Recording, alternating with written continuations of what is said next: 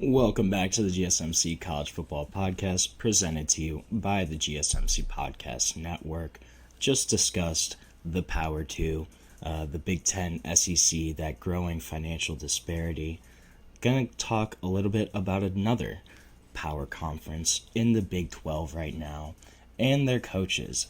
This is a league that has some really great coaches, coaching staffs, and I kind of ranked the bottom half of the Big 12 coaches the other day. Gonna get into coaches 9 through 6, break into that top 10, and just kind of discuss them. But before I do any of that, I want to remind everyone this show is all about you. We love hearing your comments, questions, insights, opinions, whether you've got a hot take, a question, just something you got to get off your chest. We want to hear it. We want to make this show as fun, as interactive, as exciting as possible. One easy way to ensure that your message gets on the air and gets read live is to use the Super Chat feature. To do that, you can click the $sign at the bottom of the chat box to send in your message, comment, question there. This guarantees that your message gets on the air, gets read live. It's also just a great way to support our channel, support what we're doing here at GSMC. We couldn't do what we do without your ongoing support, and we're so grateful to have you all as a part of our community here. So Big 12, interesting league right now. Every year feels like it's kind of just wide open. Arizona State won last year. I don't know a lot of people that had Arizona State as their preseason Big 12 championship winner. I don't know. It's kind of a toss-up every year. That's what makes it exciting, though. But this is a league that has some really solid coaches, and it was tough to rank a lot of these guys. So at number 9, I have the head coach of the Texas Tech Red Raiders in Joey McGuire.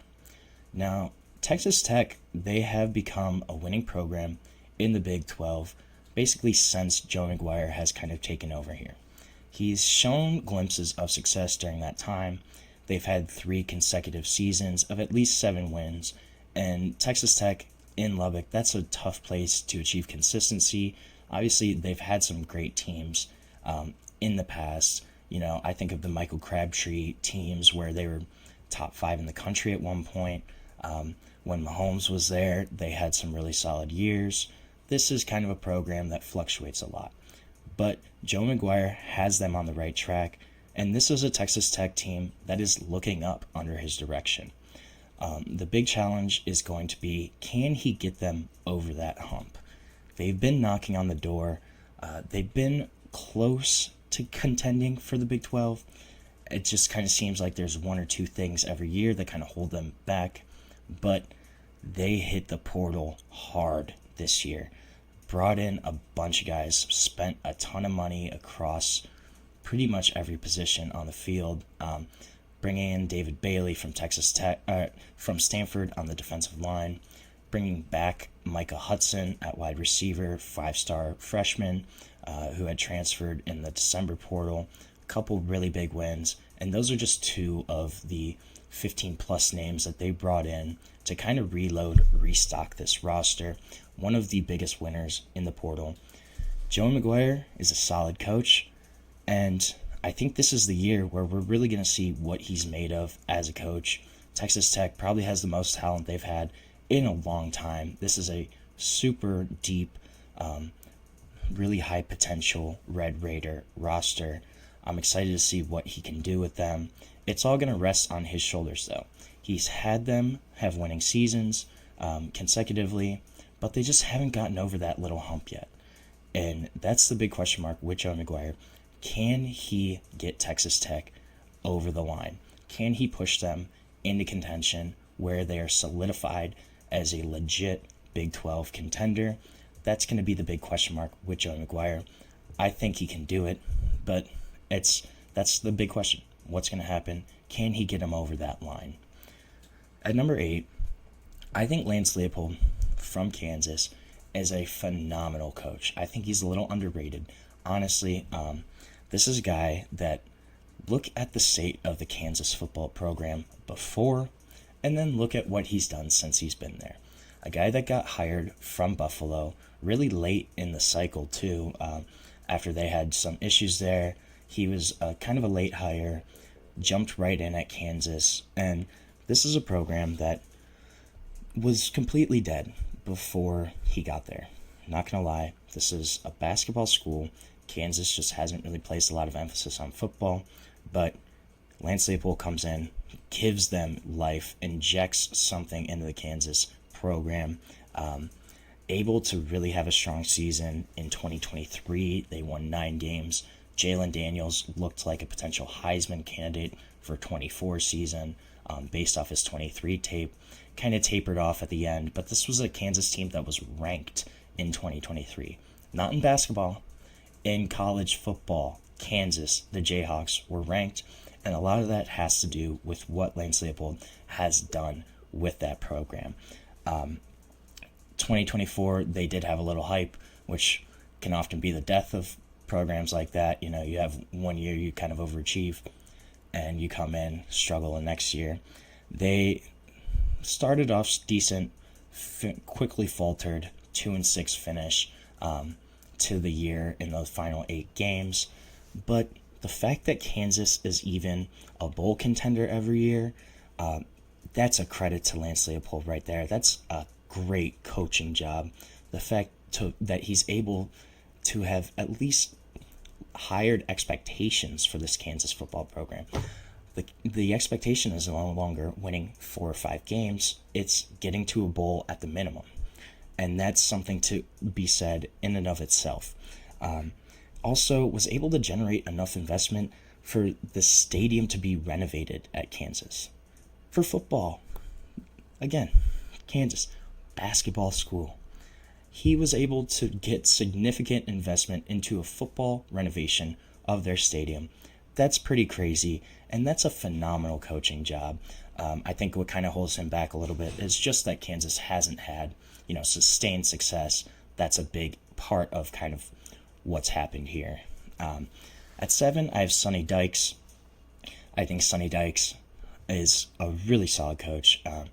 Coming over from SMU to TCU, had that playoff run in 2022 where they just had a phenomenal team. Quarterback Max Duggan won the Big 12, took them to the playoff, and had a great season overall.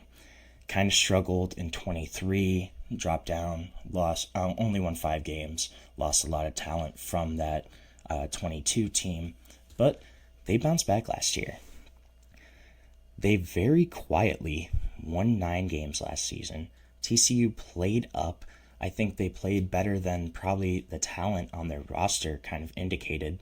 And this is a coach in Sonny Dykes that has won at least 7 games in 5 of his past 6 seasons, dating back to his time at SMU.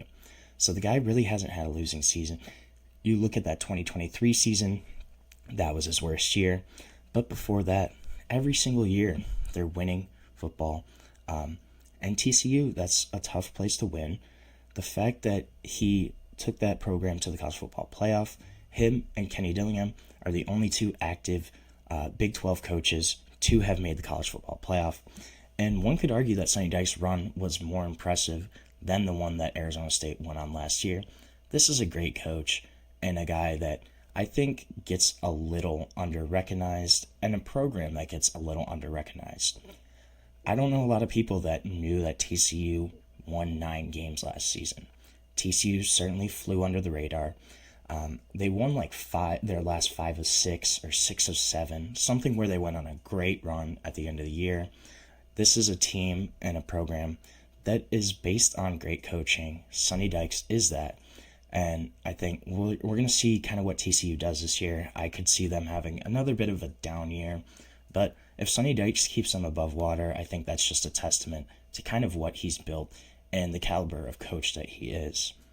So at number 6, this is a guy that had a really rough 2024 season. But if you look at the pedigree, you got to have him up here, definitely in the top 5 or 6. Mike Gundy, number 6 head coach in the Big 12. This is a guy has been at Oklahoma State forever. 8, 10-plus win seasons there. They did go 3-9 last year, but he brought in new coordinators, really turned over that roster, had a strong spring transfer portal window. but just look at some of the stats that Mike Gundy has produced at Oklahoma State. So they've had, since 2010, 8 seasons of 10-plus wins. They reached the top 10 in the AP poll in 2008, 9, 10, 11, 13, 15, 16, 17, 2020, 2021, and 2022. That's 11 seasons since 2008 that Oklahoma State has been in the top 10 at one point in the year. They've had 5 New Year's Six bowl game appearances since 2009. One of only 3 teams in the FBS that had posted a winning season every year from 2006 to 2023. Obviously, last year had that awful year. But this is a team that has had great success under Mike Gundy, a program that has really been revitalized, a guy that's perfect for Stillwater, just what the Oklahoma State program's about. His job was kind of in question at the end of the season, which I thought was kind of crazy. I don't really know what was going on there. It seemed like there was a little back and forth. But this is a guy that has proven he's a great coach. 102 career wins in the Big 12, ranks 3rd in the history of the conference, behind only Bob Stoops and Bill Snyder. 2 phenomenal Hall of Fame caliber head coaches at the college level. Mike Gundy's right behind them. The resume speaks for itself. This is a guy that's a great coach. I'm really curious to see what Oklahoma State is going to do in this upcoming season. Will they be able to bounce back? Or is this potentially the end of the Mike Gundy run in the Mike Gundy era at Oklahoma State? We're going to have to tune in and find out this upcoming season. So right now we're going to take another short break on the show. When we come back, going to talk about one of the biggest topics in college football always, and Notre Dame being independent. I think it's a good thing. Others don't. I'm going to get into why I think that it's smart, though, when we come back on the GSMC College Football Podcast.